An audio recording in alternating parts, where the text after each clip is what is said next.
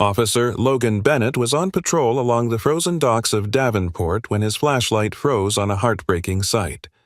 A German shepherd chained to a rusted post, ribs showing, eyes glazed after 3 days without food. He cut the chain and carried the trembling dog to the rescue station, praying it wasn't too late. But the very next day, a tattooed man stormed in demanding the dog back, and Bennett recognized him, a face tied to the violent gang terrorizing the town. In that moment, Logan knew this was more than saving a starving dog. It was uncovering a dangerous secret. What happened next will make you cry and believe in miracles again. Before we start, tell me where you're watching from. Drop your country in the comments. I want to see how far this story travels. The winter night pressed down hard on Davenport, Iowa, as if the Mississippi itself had exhaled its icy breath across the city.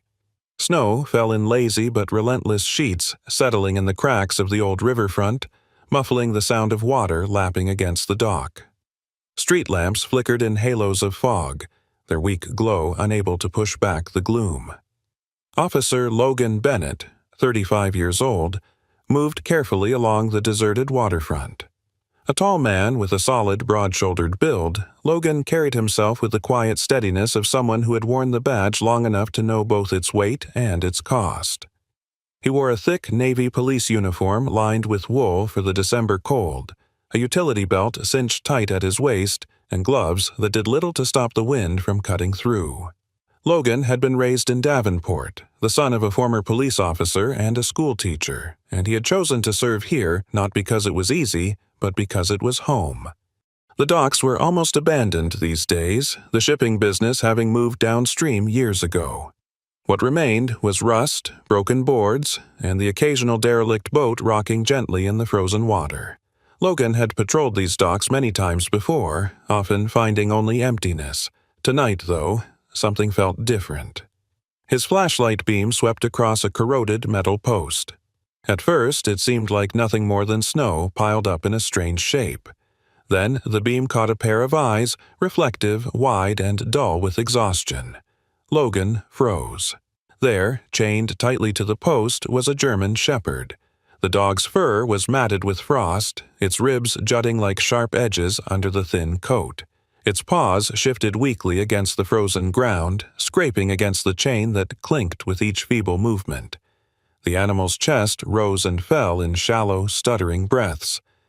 3 days without food or water, Logan could see the story written in the tremble of its body. For a moment, Logan simply stood there, the snow swirling between him and the suffering creature. Then his training dissolved into instinct. He moved quickly, kneeling in the snow, the crunch of his boots echoing unnaturally loud in the silence. "Easy, boy," he murmured, though he didn't know if the dog was male or female. His voice came out rough against the cold air. He pulled a folding knife from his belt and reached for the chain. The dog let out a low whimper, not of aggression but of weakness, too drained to resist. The chain was stiff with ice, but after a few tense seconds, Logan sliced through it. The sound of metal snapping felt almost like a cry of freedom. The dog sagged forward into his arms, too light for its size, trembling violently. Logan gathered the animal against his chest, feeling the sharp bones under the fur, the shallow pulse against his jacket. The sting of the wind caught his face as he lifted the shepherd and held it close. And in that instant, as he looked down into the animal's fading eyes, memories came rushing back. He saw his father, Charles Bennett, a man of discipline and quiet strength who had worn the badge before him. Charles had owned a German shepherd named Rex, a loyal dog that had been more than a pet, it had been a partner. Logan remembered being a boy, watching his father brush Rex's fur, hearing stories about how the dog had tracked missing people or cornered thieves in alleys. Rex had passed long ago, and with him had gone a part of Logan's childhood. Now, holding this trembling shepherd, Logan felt that memory come alive again, raw and urgent. Snow whipped harder around him, but he didn't notice. All he knew was that this animal had been abandoned in the dark, left to die alone. Not tonight, not on his watch. "Hang in there," he whispered, clutching the shepherd tighter as he rose. His knees creaked against the weight, though the dog was pitifully light. Logan turned back toward his patrol car, boots breaking through snowdrifts, determination pushing him forward with each step. When he opened the back door and laid the animal gently on the seat, the shepherd gave a faint whine, almost like a plea. Logan pulled off his scarf and tucked it around the dog, then slammed the door shut against the howling wind. He slid into the driver's seat, started the engine, and felt the heater groan to life. His breath fogged the windshield as he spoke softly, though the dog was too weak to lift its head. "You're going to be okay. I'll get you help." The car's headlights cut through the night, beams slicing across the frozen river as Logan drove away from the docks. The siren stayed off. There was no criminal to chase this time, only time itself, and whether the shepherd's fragile body could hold on long enough. The city blurred past, familiar streets now strange in the hush of midnight snowfall. Logan tightened his grip on the wheel, stealing glances into the back seat where the dog lay bundled in his scarf. Each rise and fall of its chest felt like a countdown. At last, he pulled into the Davenport Animal Rescue Station, a small building tucked near the edge of town. Its windows glowed faintly, a refuge of light in the storm. Logan jumped out, scooped the shepherd back into his arms, and pushed through the doors. Inside, the warmth hit him like a wave. A receptionist looked up in surprise, but Logan barely paused. "Emergency intake!" he barked, his voice sharper than he intended. Within seconds, a vet appeared, her eyes wide at the sight of the battered dog. Logan handed the shepherd over, his gloves sticky with frozen saliva and frost, his chest strangely hollow without the animal pressed against him. And as he stood there, breathing hard, snow melting in his hair, he thought again of his father and Rex. He realized that maybe, just maybe, fate had placed this shepherd in his path for a reason, but that thought would have to wait. Tonight, all that mattered was that the dog lived. The door of the Davenport Animal Rescue Station slammed shut behind him, cutting off the howl of the blizzard. Officer Logan Bennett, breath frosting in the fluorescent light, staggered forward with the limp German shepherd in his arms. The warmth inside the lobby struck him like a wave after the bitter cold of the docks, but the dog barely reacted, head lolling against his chest, scarf slipping from its frail body. A receptionist barely had time to raise her eyes before another figure emerged from the hall. Dr. Clara Hayes, the on-call veterinarian, strode toward him with brisk, purposeful steps. She was a woman of about 40, tall and poised, her blonde hair tied back into a practical knot. A white coat flared behind her as she moved, her face lined not with age but with long nights of emergencies. She had grown up in rural Iowa, surrounded by farm animals and the unforgiving winters, and that upbringing had carved out her blend of toughness and compassion. "Exam room 3, she said without hesitation, her voice firm but not unkind.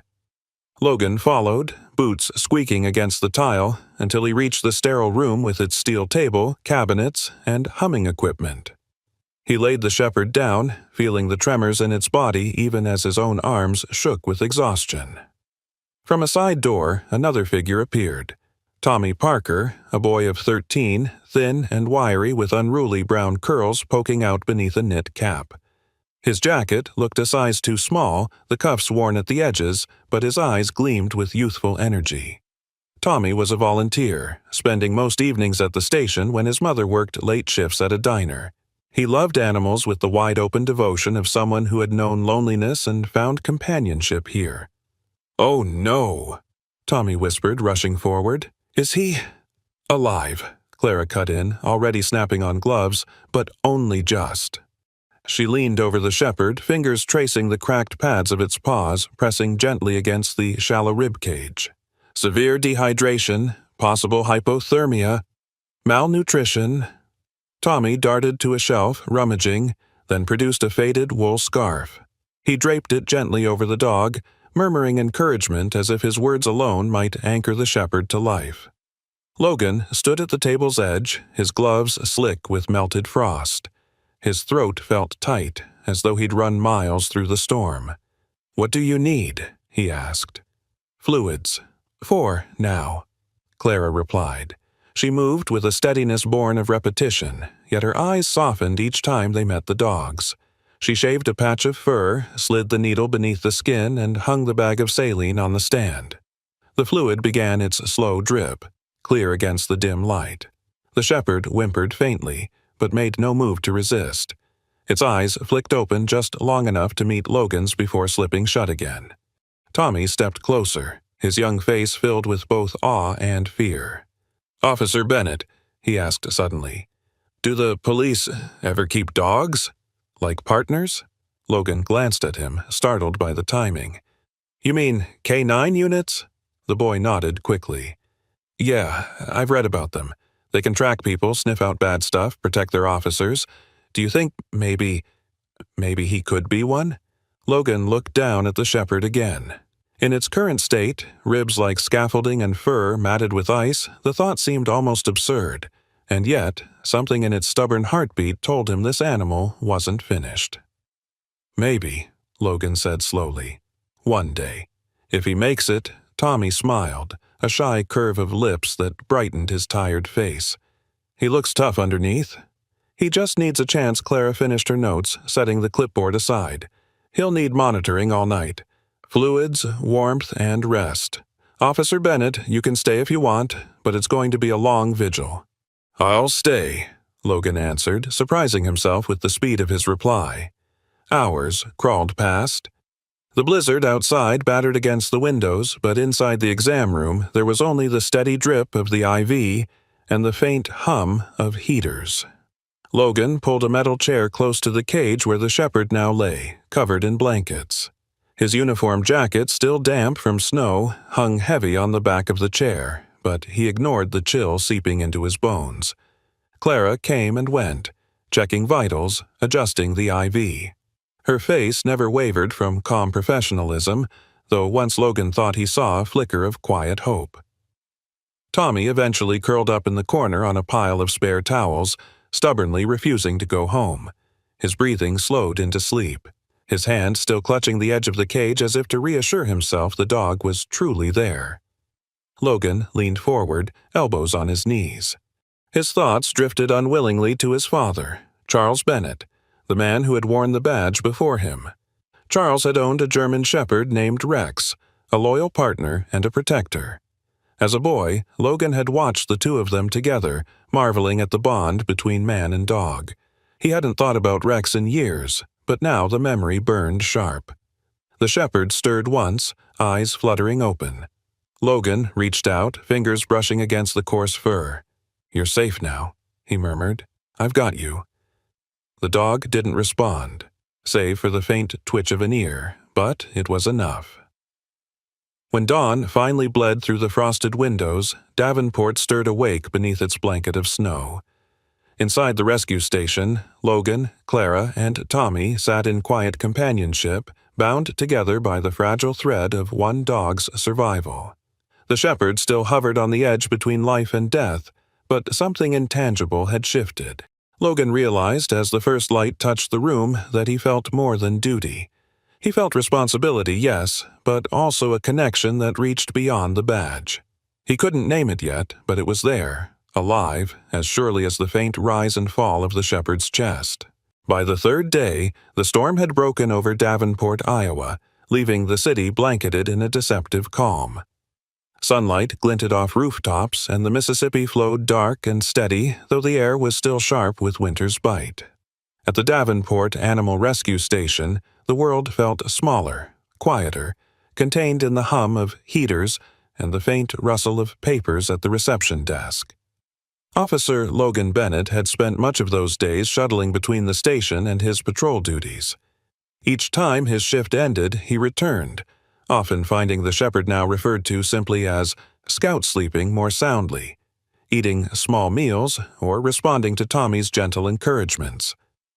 Logan had grown accustomed to the rhythm, Clara Hayes moving briskly between exam rooms with her charts and instruments, Tommy bouncing with the restless energy of a boy who had found a cause bigger than himself, and Scout's slow but undeniable climb toward life.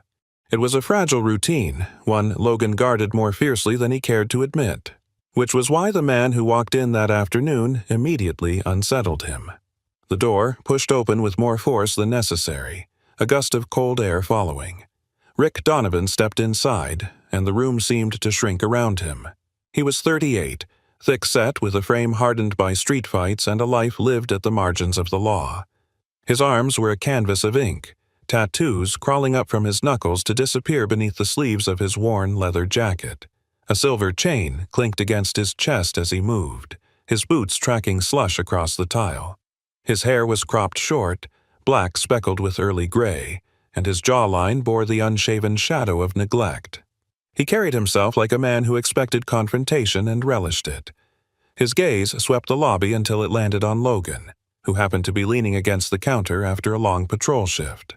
"That's my dog," Rick announced, voice low and gravelly, as though daring anyone to challenge the claim. "German Shepherd. Name's Duke. Where is he?" Logan straightened slowly.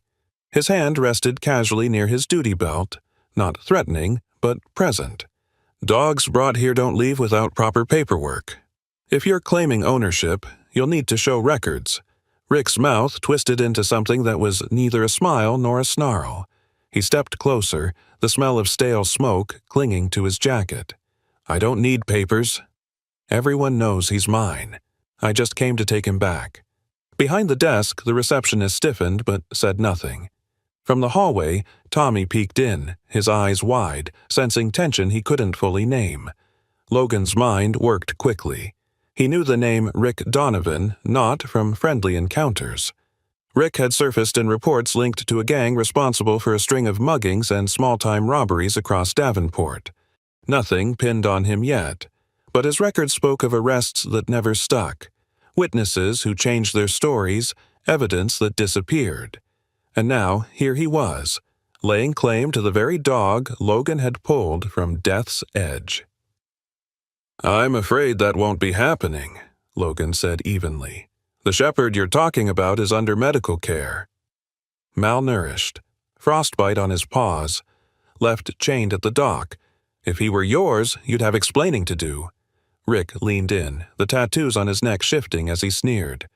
"Careful, officer." "Don't talk like you know me." Clara entered the lobby at that moment, still in her white coat, her hair tucked neatly back. She froze at the sight of Rick, instinctively protective of her patients. Her voice, however, remained calm. "Sir, this isn't the place for threats.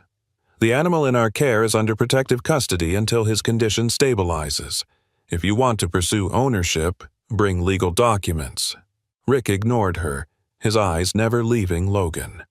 For a long moment, the silence thickened, broken only by the buzz of the overhead lights. Then Rick pulled a cigarette from his jacket, struck a match, and lit it right there in the lobby. He took a long drag, exhaled smoke into the stale air, and flicked the match onto the tile. "Fine," he muttered. "Keep him for now. But don't think this ends here." He turned, pushed the door open, and stepped outside. Before leaving, he ground the cigarette beneath his boot heel and flicked the smoldering butt back toward the entrance. The words that followed hung in the cold air like a curse. "You'll see me again." The door slammed shut. Tommy slipped out from the hallway, his young face pale. "Officer Bennett, who was that?" Logan's eyes remained fixed on the door, but his voice was steady. "A man with bad intentions." Clara crossed her arms, unsettled. "He's dangerous." Logan nodded. He was already reaching for his phone, fingers moving with practiced speed as he typed a message to the precinct. "Rick Donovan, spotted at the rescue station. Claims shepherd is his. Possible gang connection. Requesting surveillance and background check." Sliding the phone back into his pocket, Logan finally turned toward Clara and Tommy. "For now, Scout stays here, safe. But I want eyes on the place, and no one lets that man walk out with him." Scout, asleep in the back room, stirred faintly as if sensing the tension. Logan thought again of the frail body he had carried through the storm, of the fight for survival that had bound them all together in that small clinic room. He wouldn't let that fight be for nothing. The day outside gleamed deceptively bright, sunlight bouncing off the snowbanks. But to Logan, the shadows in Davenport had just grown longer. The afternoon sun was low in the sky when Officer Logan Bennett steered his patrol car back toward the riverfront. The snow that had blanketed Davenport in silence was melting into slush, turning the docks into a patchwork of ice and mud. The Mississippi moved sluggishly, carrying fragments of ice downstream. Logan's breath misted inside the car as he glanced at the passenger seat where the German Shepherd rested. Though still thin and fragile, the dog's eyes were more alert than they had been days before. He had started calling him Scout, a name that seemed to fit the quiet determination behind those amber eyes. Scout shifted when the car slowed, ears twitching at the faint creak of the docks ahead. Logan parked near the same spot where he had first found him. The place looked even more desolate in daylight. Rusted cranes stood like skeletal towers against the gray sky, and the wooden planks of the pier groaned beneath the weight of leftover ice. It was the kind of place forgotten by progress, remembered only by those who needed shadows for their business. Logan clipped a leash gently to Scout's collar, though he doubted the dog had the strength to pull away. "Easy, boy. We're just looking around," he murmured. Scout stepped gingerly onto the snow-packed ground, sniffing the air with visible hesitation. As they moved along the pier, Logan scanned the surroundings. His eyes, trained by years of patrol, picked up details ordinary citizens would miss. A cigarette butt crushed near the edge, a broken bottle half buried in snow, and farther down what looked like the impression of boot tracks frozen into the ice. Scout stopped suddenly. His nose pressed to the ground, tail stiff. He sniffed with urgency, then moved a few paces to the side, whining softly. Logan followed, crouching to see what had caught his attention. There it was, a torn burlap sack, stiff with frozen blood. The sight sent a chill down Logan's spine. He crouched lower, pulling a pair of latex gloves from his pocket before carefully lifting the sack. The fabric was coarse, stained dark in places where snow hadn't fully covered it. Whoever had been here had used this dock for more than storage. Logan pulled out his phone, snapping photos from multiple angles. He bagged a small piece of the burlap in an evidence pouch, his expression tightening as he worked. Scout whined again, this time stepping back nervously. Logan followed his gaze. Nearby, a rusty iron chain dangled from a hook bolted into the pier. The chain swung slightly in the wind, clinking against the metal with a hollow sound. Scout flinched at the noise, ears flat against his skull, body trembling as though the sound alone triggered memories of confinement. Logan knelt, resting a steady hand against the shepherd's back. "It's okay, Scout. You're safe now." He stayed like that until the dog's trembling eased, though his eyes never left the chain. As they moved further, Logan spotted another clue, a crushed aluminum beer can lying near a crate. It was recent. Condensation still clung to the metal. He bagged it as well, noting the brand and date stamp. He took more photos, capturing the can, the sack, the chain, and the boot prints. Each piece told a story, and when put together, he hoped they would point toward Rick Donovan and his crew. A sudden voice broke the silence. "You lost something, officer?" Logan turned sharply, his hand instinctively brushing near his belt. A man stood a short distance away, emerging from between two derelict storage sheds. He was in his late 50s, weathered and wiry, with a face carved by years of wind and labor. His jacket was patched denim, his gloves threadbare, and his boots caked with dried mud. He carried a fishing pole in one hand, though from the look of him, it was unclear whether he fished for food or simply for an excuse to linger near the docks. "I don't believe I've seen you out here before," Logan said carefully. The man shrugged. "Name's Harold Green. Been coming down here since I was a kid. Folks don't bother me much. Usually just me, the river, and whatever it's willing to give up." His voice was raspy, like gravel rubbed together. Logan studied him. Harold looked like someone who had lived most of his life in Davenport's shadows, too poor for comfort, too stubborn to leave. His eyes darted toward Scout with a flicker of recognition. "Don't see many good dogs down here anymore," Harold muttered. "Not since the wrong kind of people started using the docks." "What do you mean by wrong kind?" Logan pressed. Harold shifted uncomfortably, adjusting his fishing pole. "Just saying." I've seen folks hauling things at night that didn't look like fish. Big bags, crates, not the kind you'd find at the store, and a couple of fellas, one of them tattooed head to toe, always hanging around, smelled like smoke and trouble. Logan's pulse tightened. Rick Donovan. The description fit. "You ever catch names?" Logan asked. Harold shook his head. "I keep my distance. I'm no hero, officer, but you didn't hear it from me. Sometimes the river carries more than ice, if you know what I mean." He tipped his head as if that explained everything, then shuffled off toward the water, pole over his shoulder. Logan watched him go, noting his words carefully. He doubted Harold would file a formal statement, but even vague observations could be useful. He returned his attention to Scout, who was pawing cautiously at the snow near the boot prints. Logan crouched, examining the depth and direction. The prints led from the edge of the dock toward the sheds, then vanished into muddied slush where vehicles might have been parked. He snapped more photos, bagged samples, then led Scout back toward the car. The shepherd walked with more confidence now, as though some part of him recognized the purpose in this search. Logan opened the passenger door, and Scout climbed inside with surprising ease. Sitting in the driver's seat, Logan pulled out his phone again, sending a brief message to the precinct. Evidence collected at dock, possible link to Donovan. Items secured for analysis. Requesting follow-up patrols in the area. He glanced at Scout, who was curled against the seat, eyes half-lidded, but calmer now. Logan reached out, brushing his hand against the dog's head. "Good work today, partner," he murmured. Outside, the Mississippi rolled on, indifferent to the secrets its docks still held. But Logan knew those secrets were beginning to unravel. With each clue gathered, the picture grew sharper, and Scout, despite his frailty, was proving to be more than just a victim. He was becoming part of the investigation itself. The evidence bags from the dock sat on the desk of the Davenport Precinct's small conference room, their contents laid out under the harsh fluorescence.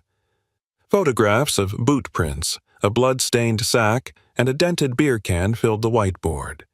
The smell of stale coffee lingered, and the low hum of the heating system underscored the gravity of the meeting. Officer Logan Bennett stood at the front, his uniform neat despite the long hours, his storm-gray eyes focused. Across from him sat Lieutenant Mark Hollister, his commanding officer. Hollister was in his late 50s, thick around the middle, with thinning hair and the demeanor of a man who had seen too much of Davenport's underbelly. He wore a dark suit rather than a uniform, his badge clipped to his belt, and he had a reputation for caution bordering on reluctance.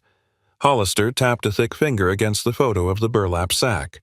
"Forensics says the blood isn't human." Animal.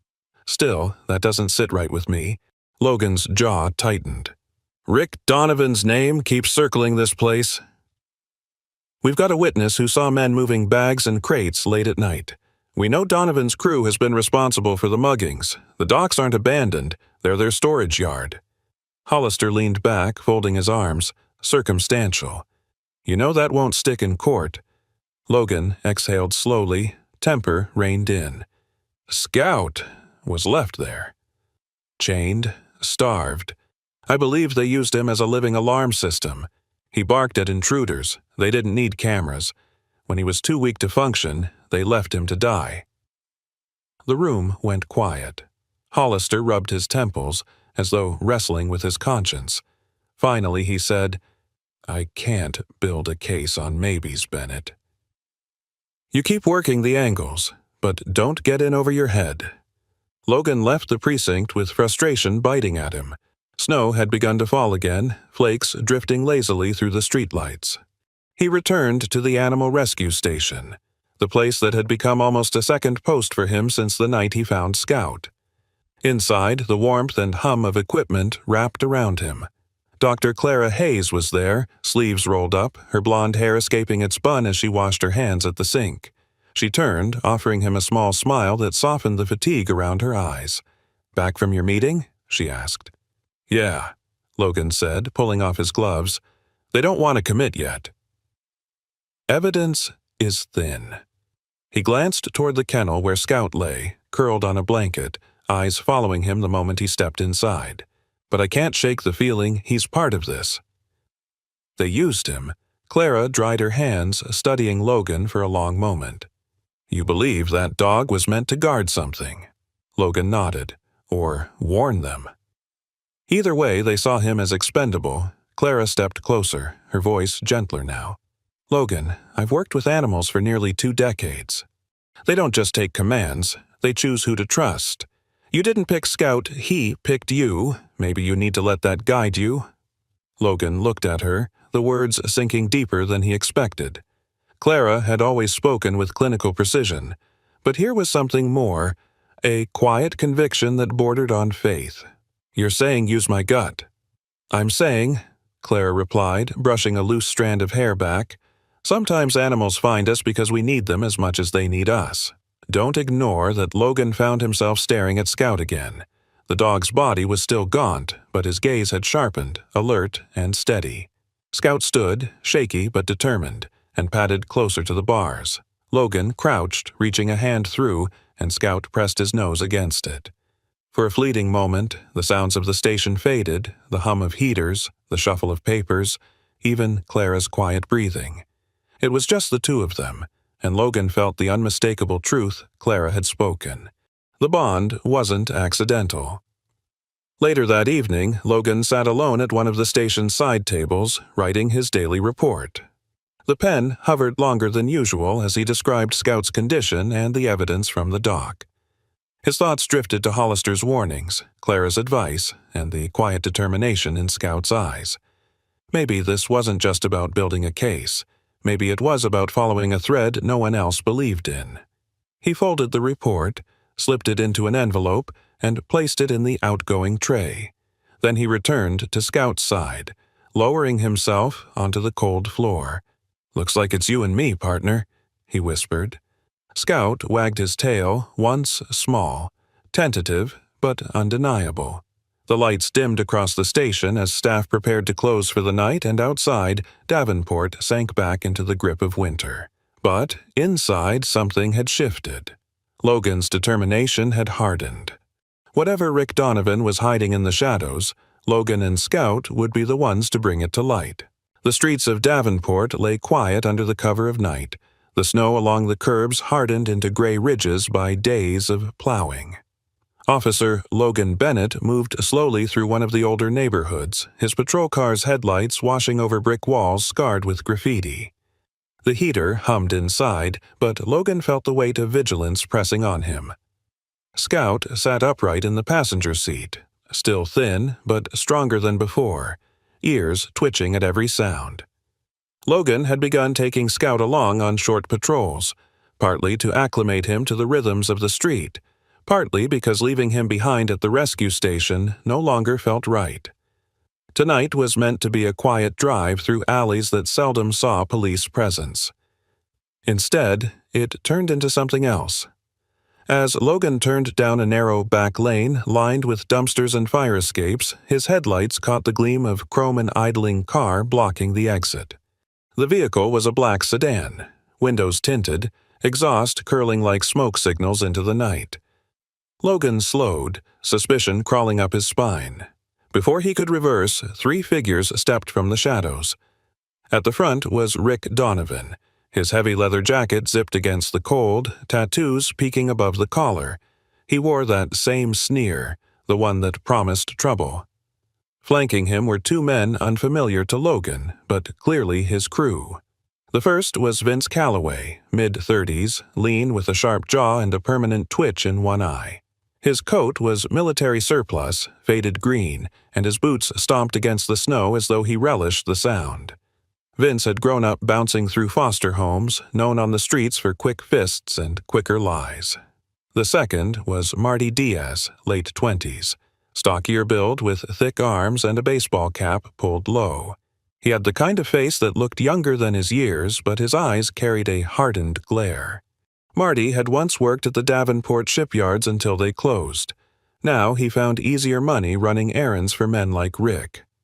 Logan braked, hand resting near his radio, and opened the driver's door. Scout leapt out ahead of him, landing stiff-legged on the icy pavement.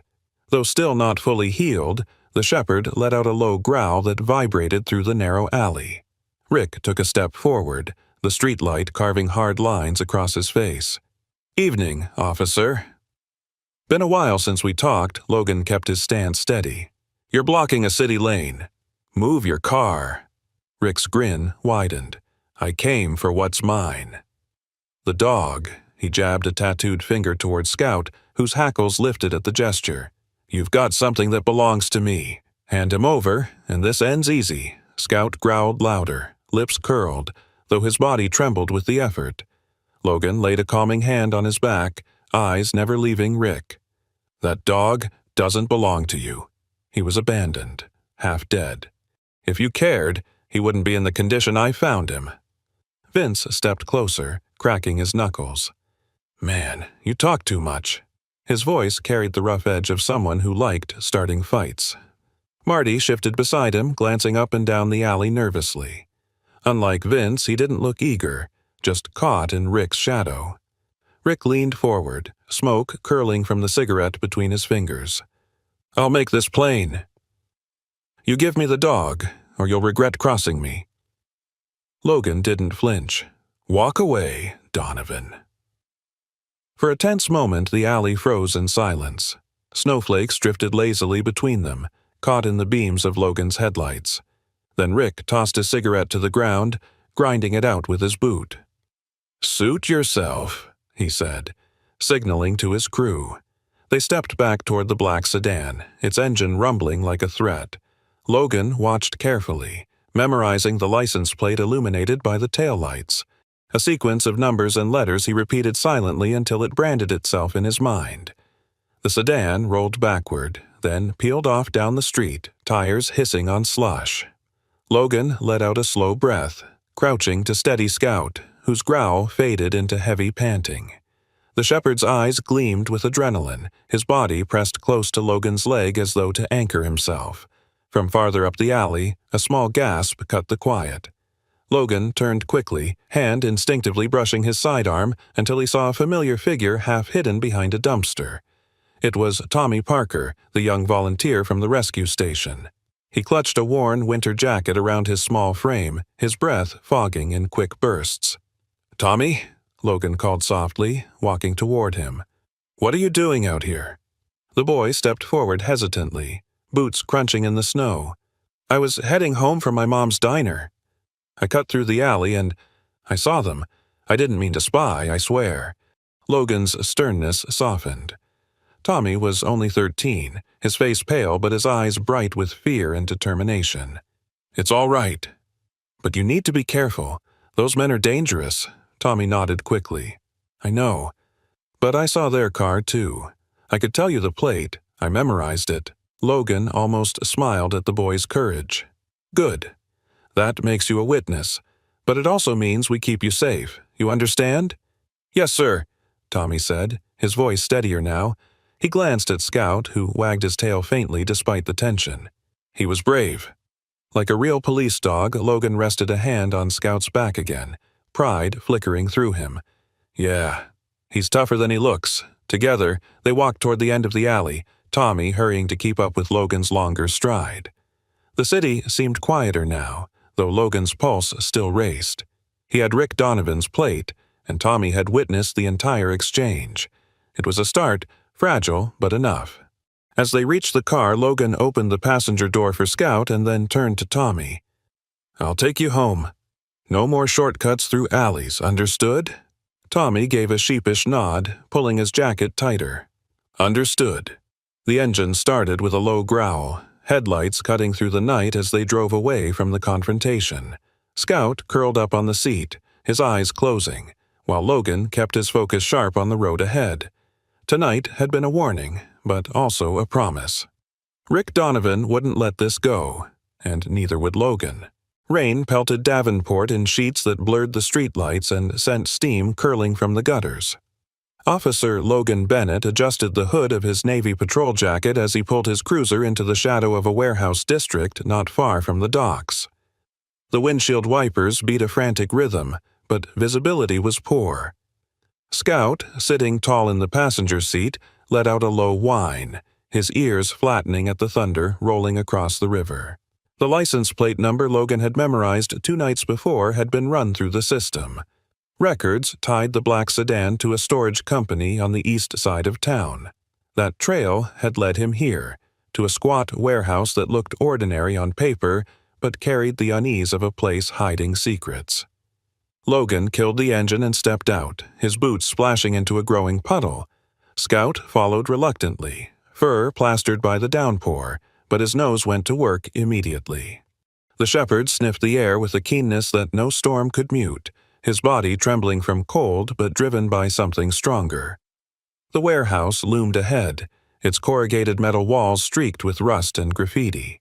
The front bore a faded sign, Hawthorne Freight and Storage. Most of its windows were boarded shut, and a heavy chain locked the main door. But Scout was tugging the leash toward the side, nose low to the ground. They rounded the corner, and that's when Logan noticed the flicker of light through a gap in the boards. He crouched low, pressing his back against the wall, rain drumming loudly above. The side entrance was less secure, just a steel door with a rusted padlock. Scout sniffed eagerly near its base, letting out a short growl. Logan pressed a calming hand against the dog's soaked fur. "Easy, partner," he whispered. The word slipped out naturally, carrying a weight Logan hadn't intended but didn't regret. Scout steadied, tail flicking once as though he understood. Logan scanned the area. No guards visible, only the storm's howl and the steady roar of rain against metal. He unclipped the small flashlight from his belt, shielding its beam as he examined the ground.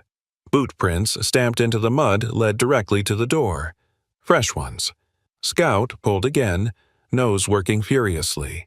He sneezed, then whined, pawing at a spot near the wall.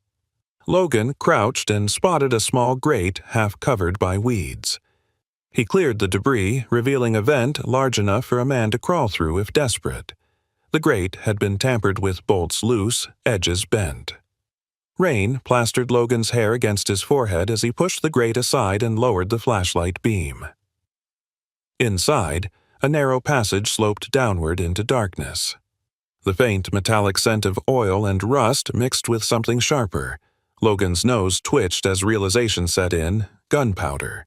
Scout confirmed it, pressing his snout near the opening and letting out a sharp bark before shaking violently against the rain. Logan exhaled slowly. "So, this is where you've been guarding." He jotted quick notes into his waterproof notepad, then raised his radio, speaking in a low tone. "Unit 3 to dispatch. I've located possible stash site linked to Donovan Crew. Need backup team to secure Hawthorne Freight, Warehouse 24. We'll hold position until they arrive." The radio crackled back with confirmation, but Logan's eyes remained on the vent. He crouched lower, flashlight sweeping the interior. Beyond the narrow tunnel lay a larger space crates stacked in rows, shapes of duffel bags piled against one wall. He zoomed in with his phone camera, snapping shots through the grate. The rain blurred some of the images, but enough detail was captured. Black bags marked with faint red stains, the unmistakable outline of ammunition boxes. Scout growled again, body rigid. Logan hushed him, crouching close to the shepherd, pressing forehead briefly to wet fur. "You've done good, partner. Real good." As they waited, thunder cracked overhead, shaking the ground. Scout flinched, body trembling violently. Yet, despite his fear, he refused to leave the vent. His body stayed aligned with the scent trail, as though some inner compass would not let him falter. Logan pulled his jacket tighter around the dog, shielding him from the wind. "Brave boy," he murmured. "If anyone's earned their place tonight, it's you." Minutes stretched under the storm's weight, but Logan never moved from that spot. His phone buzzed once confirmation from backup en route. He kept his eyes on the grate, the dark passage beyond, every sense sharpened. Scout pressed against his leg, still shaking from cold but eyes locked ahead, unwilling to break focus. The warehouse no longer looked abandoned. It was a nest of something dangerous, and thanks to Scout's instincts, Logan had the first real proof. Rain hammered harder, but it no longer drowned out the truth. Davenport's shadows were beginning to lift. The rain hadn't let up by dawn. The streets around the East Side warehouse district glistened like black glass as squad cars rolled in, their headlights cutting through the storm.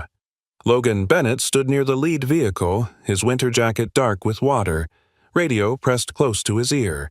The word from Lieutenant Hollister had been simple. They were going in. Scout stood beside him, the shepherd's fur plastered flat from the rain but his stance firm, ears pricked forward. Logan crouched, running a hand over the dog's back. "Stay close tonight, partner. It's going to get messy." Around them, uniformed officers moved with precision. One of them, Sergeant Angela Ruiz, took command of the assault team. Angela was in her early 40s, Latina, with sharp cheekbones and hair tied into a tight braid beneath her helmet. Years on the force had given her a reputation for cool-headed authority. She wore tactical gear layered over her uniform, her rifle cradled as naturally as if it were an extension of her body. Angela approached Logan, her eyes narrowing against the rain. "You're certain about the stash?" Logan nodded. "Crates, duffels, ammunition. Scout found the vent. I've got photos." Angela allowed herself a short nod. "Then we go in hard. Hollister wants no mistakes tonight." She turned and barked orders, her team splitting into two groups, one for the front, one for the side entrance. The clatter of rain on metal drowned out the sound of boots as the officers fanned out. Logan moved with the side team, Scout trotting at his leg. The vent they had scouted was now sealed off, but the door nearby would serve.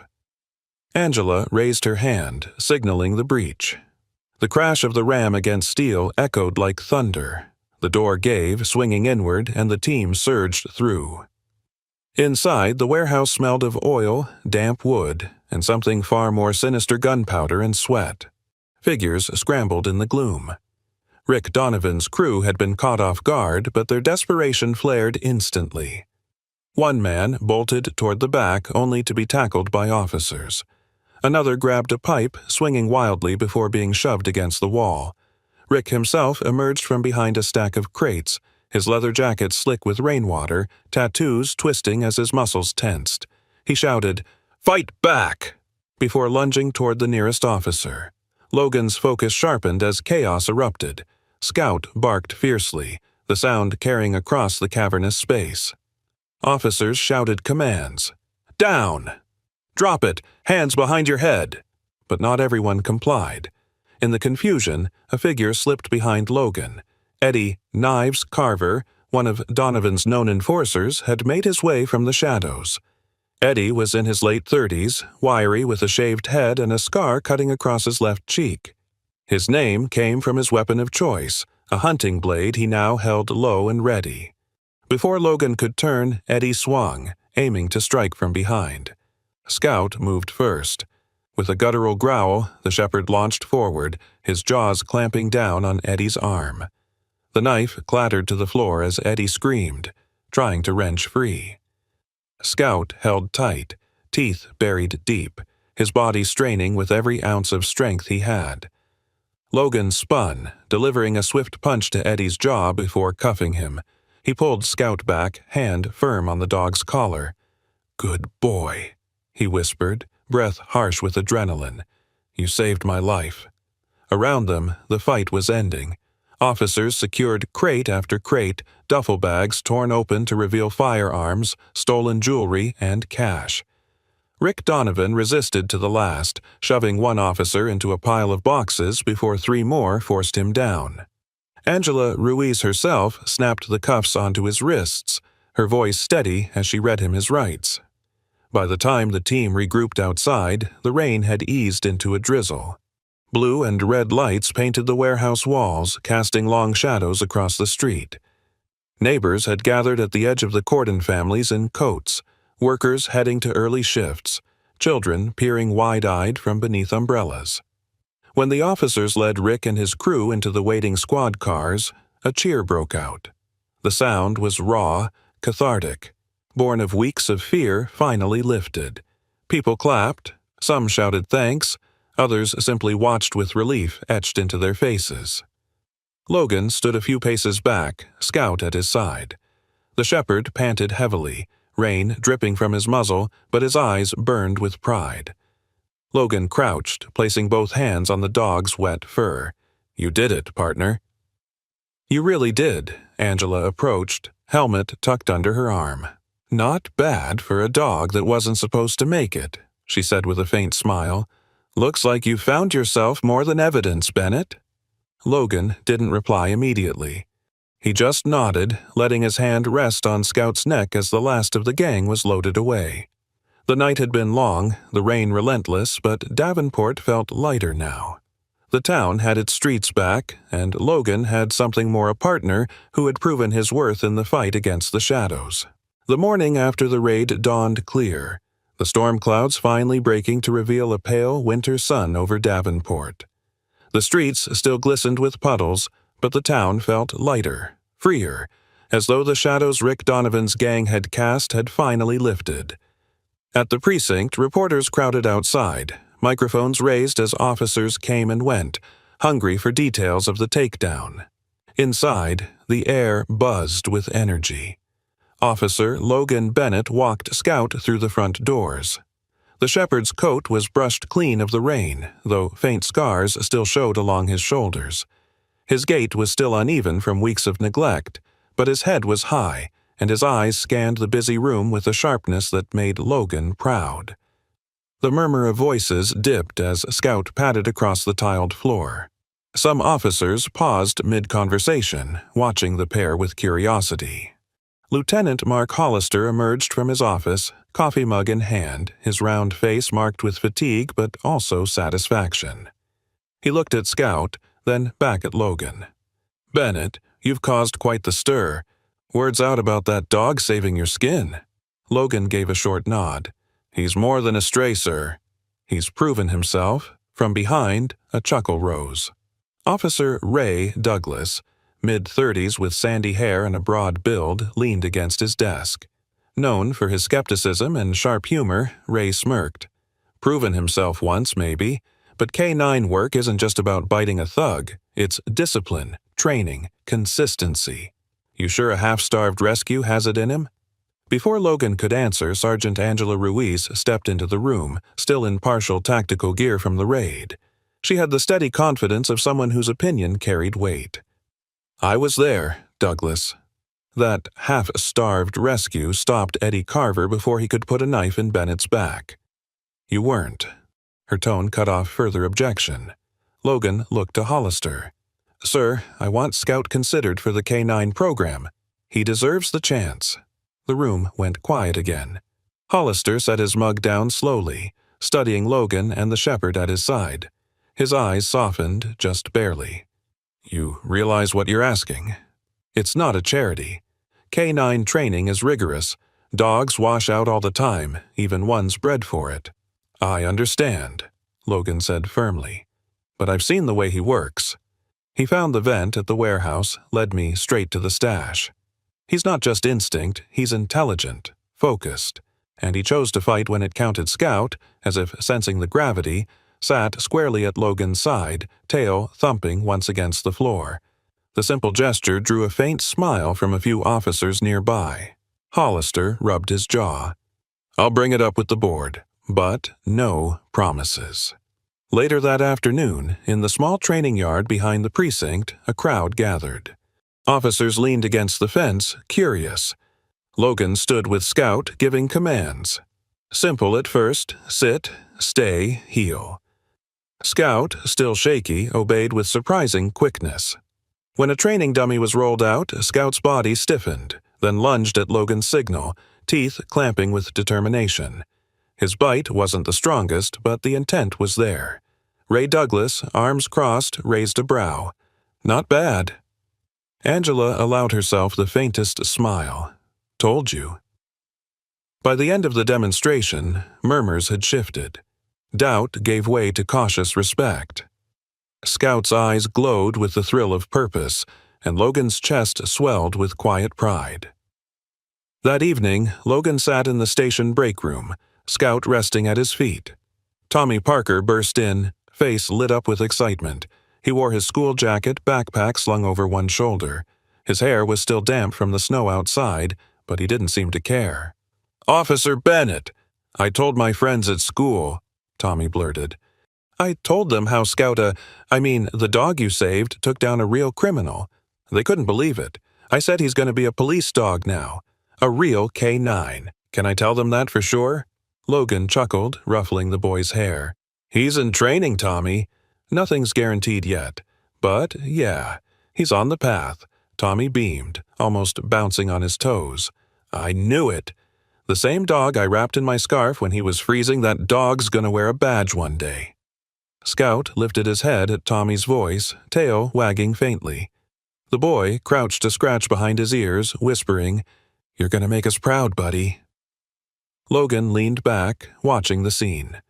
In that moment, the doubts of his colleagues, the storms of the past week, even Rick Donovan's threats all faded.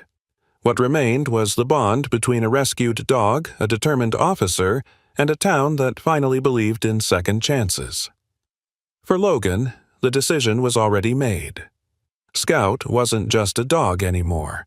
He was his partner, his responsibility, and his hope for what came next. The Davenport Police Department had seen its share of ceremonies over the years, but that winter morning carried a different kind of anticipation.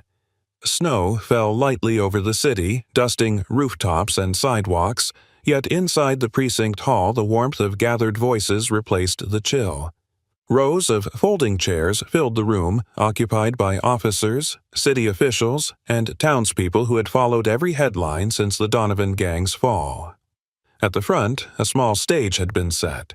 The Davenport flag stood beside the Stars and Stripes, both stirring faintly from the draft of the heating system. A wooden podium bore the department's crest, polished to a shine.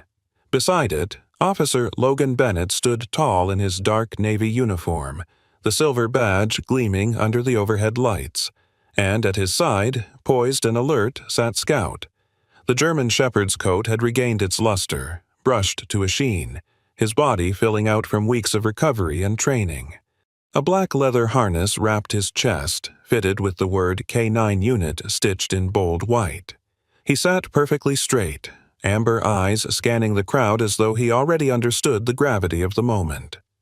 Near the front row, Dr. Clara Hayes watched with a proud smile. She wore a simple gray coat over a navy dress, her blonde hair loose for once instead of tied back. Lines of fatigue were softened by satisfaction. She had seen Scout at his weakest and was now witnessing his rebirth. Beside her sat Tommy Parker, dressed in his best button-up shirt, his hair combed but still unruly. His legs swung nervously under his chair, but his grin was irrepressible. Every few seconds he whispered to the boy next to him, eager to share that he had once wrapped the same dog in a scarf to keep him warm. The crowd hushed as Chief Harold Whitmore stepped onto the stage. Whitmore was a tall man in his early 60s, his hair silver, his frame still commanding despite the years. His dark blue suit carried the gravity of decades in service, and his voice resonated with the authority of someone who had led Davenport through storms, both literal and criminal. Today, the chief began, we celebrate not only the bravery of our officers, but the courage of one who was not born into this uniform, yet has earned it through action. His hand gestured toward Scout. From abandonment and cruelty, he has risen to become a symbol of resilience. And thanks to the partnership of Officer Bennett, we welcome him now as the newest member of the Davenport K9 unit. Applause broke out, rippling through the hall. Tommy clapped hardest, nearly bouncing in his seat. Clara's eyes glistened as she joined in. Chief Whitmore bent down, attaching a small silver badge to Scout's harness. The badge glimmered under the lights, etched with the department's emblem. Scout remained perfectly still, head lifted high, as though aware of the honor being placed upon him. Logan crouched beside him, resting a steady hand on the shepherd's shoulder. His voice dropped low, words meant only for his partner. Now, you've got a home, Scout. And a mission. For a moment, the noise of the hall faded. All Logan could see was the dog who had once trembled in his arms, ribs showing, chained to rust and ice. Now that same dog sat proud, muscles taut, eyes bright. The transformation was more than physical. It was a story the whole town had watched unfold. After the ceremony, the crowd spilled into the lobby where refreshments had been set out. Officers mingled with townspeople, laughter mingling with the clink of coffee cups. Clara approached Logan, her smile warm. "You did it." Or maybe I should say you both did. Logan chuckled softly. "I think he carried me as much as I carried him." Tommy bounded over, nearly tripping in his excitement. "Did you see him?" Sitting so still, like a real soldier. "My friends are never going to believe it." He looked up at Logan with wide eyes. "Can I take a picture with him?" "Of course," Logan said, motioning Scout to sit. Tommy crouched beside the shepherd, wrapping an arm carefully around his neck. Scout tolerated it calmly, tail wagging once. Clara snapped the photo on her phone, capturing the boy's grin beside the gleaming badge. Outside, word spread quickly. Photos of Scout at the ceremony circulated on social media, and by afternoon local papers carried the headline, "From Stray to Symbol. Davenport welcomes new K9 hero." The image of Scout sitting tall beside Logan became a rallying point for the town, a reminder that even in hardship, hope could take root. As the sun set that evening, Logan and Scout walked together across the precinct parking lot. The shepherd's breath clouded in the frosty air, his steps strong and sure. Logan paused, looking down at him. "You've come a long way," he murmured. Scout lifted his head, eyes steady, as though to say he wasn't done yet. For Davenport, the day marked the end of fear and the beginning of trust renewed. For Logan and Scout, it marked the start of something even greater, a partnership forged in shadows but destined for light. At the end of this story, one truth shines brighter than all others. Sometimes miracles walk among us on four legs, wearing scars that remind us of where they came from. Scout was left chained, abandoned, and forgotten, yet God turned his suffering into a testimony of hope. Through the heart of Officer Logan Bennett and the courage of one broken dog, a whole community found new strength. It reminds us that in our daily lives, we too pass by people and moments that need us to stop, to listen, to act. Just as God never abandons his children, we are called to be his hands and feet, bringing light where there is darkness, love where there is neglect. If you believe in second chances, in the quiet miracles God plants in our lives, let this story be a reminder. No matter how lost or broken someone may seem, they can rise again with faith, love, and compassion. Share this story so others may be encouraged. Subscribe to the channel if you believe in miracles. Leave a comment with Amen to thank God for his protection and to pray for more blessings over all who watch. May God bless you and your family, today and always.